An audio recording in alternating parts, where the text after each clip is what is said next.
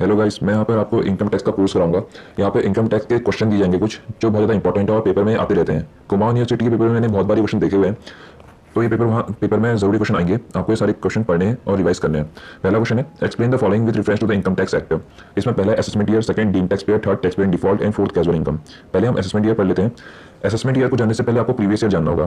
Previous year वो year होता है जिस ईयर पे आप इनकम कमाते हो, और असेसमेंट ईयर वो ईयर होता है जिस ईयर पे आपने जो इनकम कमाई थी उस पर आप टैक्स कंप्यूट करते हो। मतलब प्रीवियस ईयर पे आपने इनकम कमाई थी और असेसमेंट ईयर पे आप उस पर टैक्स कंप्यूट करोगे। असेसमेंट ईयर पे आप जानोगे कि आपने टोटल इनकम कितनी कमाई थी और उस इनकम पे आपको कितना टैक्स लगाना है। तो असेसमेंट ईयर वो होता है। असेसमेंट ईयर जो होता है हमेशा 12 मंथ का होता है, जो स्टार्ट होता है 1 अप्रैल से और एंड होगा 31 मार्च पे। लेकिन जो प्रीवियस ईयर होता है वो आमतौर पर 1 अप्रैल से 13 मार्च, मतलब 12 मंथ का तो हो सकता है, लेकिन कभी ऐसी सिचुएशन आ सकती है कि वो 12 मंथ का ना हो। और ये तब होता है जब आप पहली बार बिजनेस स्टार्ट कर रहे हो, और पहली बार बिजनेस आपने जब स्टार्ट किया होगा, ये जरूरी नहीं है कि आपने 1 अप्रैल पे ही बिजनेस स्टार्ट किया होगा। हो सकता है आपने थोड़ा लेट बिजनेस स्टार्ट किया हो, आपने बिजनेस स्टार्ट कर लिया हो 1 जुलाई पे।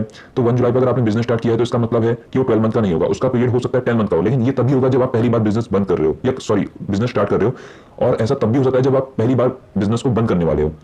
अगर आपने बिजनेस ओपन किया है, अपना कंपनी ओपन की है, तो आपने 1 जुलाई को कंपनी ओपन की थी, तो इसका मतलब है आपने सिर्फ 10 मंथ का पीरियड लिया था। आपका 10 मंथ का पीरियड था प्रीवियस ईयर पे। और जब आप बिजनेस बंद करोगे इसकी भी कोई फिक्स डेट नहीं होती कि आप इसी दिन बिजनेस बंद करने वाले हो सकता है आप 31 मार्च को बिजनेस ना बंद करके 31 फरवरी को ही बिजनेस बंद कर दो, तो इसका मतलब आपने 11 मंथ में ही बिजनेस बंद कर दिया। तो यहाँ पर भी क्या है, यहाँ पर भी ये प्रीवियस ईयर 12 मंथ का नहीं हो पाया। तो प्रीवियस ईयर जो होता है वो पहले आता है और असेसमेंट ईयर प्रीवियस ईयर के बाद आता है। ठीक है, तो इसमें यहाँ पे एक डेफिनेशन दी है। असेसमेंट ईयर को जान लेते हैं। Assessment year as per section 2(9) of the Income Tax Act. Assessment year means the period of 12 months which starts from 1 April and end on 31 March of the following year. Is every taxpayer has to pay income tax in the assessment year on the income earned in the previous year. जो भी आपने previous year पे income कमाई है उस पर आप tax दोगे assessment year पे। कब दोगे? assessment year पे आप टैक्स दोगे। हर टैक्स पेयर को assessment year पे ही टैक्स देना होता है।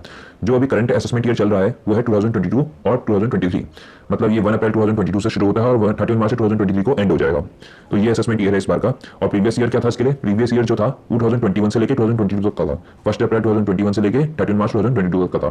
तो ये प्रीवियस ईयर था। इसके बाद है डीम्ड एसएससी। डीम्ड एसएससी का मतलब होता है माना गया एसएससी। आप मान लेते हो कि ये अब टैक्स पेयर है, अब ये टैक्स पे करेगा किसी और की जगह पर। यहाँ पर ये होता है कि कोई और किसी और की जगह पर टैक्स पे कर रहा है। ऐसा कब होता है? ऐसा तब होता है जब मान लेते हैं कोई छोटा बच्चा है जो खुद टैक्स पे नहीं कर सकता, उसके पेरेंट्स ने अच्छा खासा बिजनेस सेटअप कर रखा है लेकिन वो टैक्स पे नहीं कर सकता क्योंकि वो माइनर है। अगर वो माइनर है तो उसकी जगह पे टैक्स पे करने के लिए कोई लीगल हेयर को अपॉइंट किया जाएगा, और लीगल हेयर क्या करेगा? उसकी जगह पे टैक्स पे करेगा। लीगल हेयर हो सकता है उसका कोई रिलेटिव हो जो उसके बहुत ज्यादा नियर हो, तो वो उसकी जगह पे क्या करेगा? टैक्स पे करेगा और उसकी जगह पे बिजनेस को भी रन करेगा। या कोई और एग्जांपल भी लेते हैं। मान लेते हैं किसी ने बिजनेस स्टार्ट किया और काफी अच्छा बिजनेस चला, लेकिन कुछ समय बाद उसकी डेथ हो गई, और जो डेथ हुई बीच सडनली ईयर के बीच में डेथ हुई, तो अब इसमें टैक्स पे कौन करेगा? टैक्स पे वो करेगा जो उसका लीगल हेयर होगा, जिसका उस इनकम पर अधिकार होगा, जिसका उसकी इनकम पर अधिकार होगा। और अगर इनकम पर अधिकार है तो उसके एक्सपेंस पर भी अधिकार होगा। एक्सपेंस मतलब टैक्स पर भी अधिकार होगा, मतलब टैक्स भी वही पे करेगा जो लीगल हेयर बनेगा उसका। तो किसी और की जगह पे टैक्स पे किसी और को करना पड़ता है, इसी हम कहते हैं डीम्ड एसएससी। या एक और एग्जांपल ले लेते हैं। अगर कोई फॉरेन में काम करता है या फॉरेन पे फॉरेन अगर किसी का बिजनेस फॉरेन पे है लेकिन साथ ही साथ उसका बिजनेस इंडिया पे भी है, लेकिन वो फॉरेन पे ज्यादा रहता है और इंडिया पे कम रहता है, तो इंडिया में उसने कोई अपना लीगल हेयर बना रखा है जो उसकी जगह पे क्या कर रहा है? इनकम भी अर्न कर रहा है और उसकी जगह पे टैक्स भी पे कर रहा है। तो वो उसकी जगह पे इनकम भी कमाएगा और उसकी जगह पे टैक्स भी पे करेगा क्योंकि उसका क्या है? लीगल हेयर है। ठीक है, इसे पढ़ लेते हैं। Deemed SSC. If a person is deemed to be an SSC in respect of the income of another person, he is called an deemed SSC. For example, after the death of a tax payer, his legal heir are deemed to be tax payer for the purpose of paying tax on the income of the deceased tax payer. Second, minor lunatics and representatives of foreign are deemed to be taxpayer in respect of the income of such person. इसके बाद है assessee in default. Assessee in default का मतलब होता है चूक करदाता। चूक करदाता मतलब जिसने गलती कर रखी है, किसी अगर उसने टैक्स पे करने पे गलती कर दी है, कुछ मिस्टेक कर दी है, कुछ डिफॉल्ट कर दी है, हो सकता है आप टैक्स पे नहीं कर पाए, आपसे गलती हो गई और इसलिए अब आपको हर्जाना भी इस पर भरना पड़ेगा।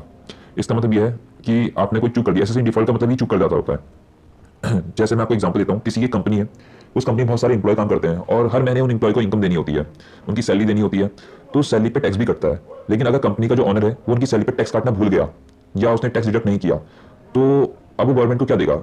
जब उसने टैक्स डिडक्ट नहीं किया तो गवर्नमेंट कहती है अगर तुमने टैक्स डिडक्ट नहीं किया है उनकी सैलरी पे, तो अब उनकी जगह पे टैक्स तुम दोगे क्योंकि गलती तुमसे हुई है, मिस्टेक तुमसे हुई है। तो चूक करदाता अब तुम बनोगे। चूक करदाता तुम हो क्योंकि तुमने चूक की है, कहीं ना कहीं तुमने डिफॉल्ट की, कहीं ना कहीं तुमने मिस्टेक की है, इसलिए अब तुम्हें उनकी जगह पे क्या देना पड़ेगा? टैक्स देना पड़ेगा। तो इसे हम कहते हैं टैक्स पे इन डिफॉल्ट या एसएससी इन डिफॉल्ट। जो डिफॉल्ट की वजह से क्या बन चुका है? टैक्स पेयर बन चुका है। तो इसी कारण से क्या करना पड़ रहा है? टैक्स देना पड़ रहा है। इसका एग्जांपल यहाँ पर भी दे रखा है, इसे भी हम पढ़ा देते हैं। For example, while making a payment of dividend, insurance, commission, salary etcetera, it is the responsibility of a person or institution making the payment to deduct the prescribed rate of income tax and pay the remaining amount only. But if the person or institution making the payment without, if the tax deduct is paid, then in such a situation the person or institution making the payment will be considered as delinquent taxpayer or taxpayer in default. Therefore, it has been his responsibility to pay the amount of tax, so not deducted by himself. Deposit it in the government fund from your side. तो अपनी तरफ से अब तुम्हें क्या देना पड़ेगा, इस पर टैक्स देना पड़ेगा। यही बात यहाँ पर हो रही है। अगर आप कोई गलती कर देते हो टैक्स पे करने पे, या कोई अगर आप कोई भी इंस्टीट्यूशन हो या कोई भी कंपनी किसी की भी है, अगर कोई चूक कर देती है तो उसकी जगह पर टैक्स उसे देना पड़ेगा, जो ऑनर है उस कंपनी का या उस इंस्टीट्यूशन का।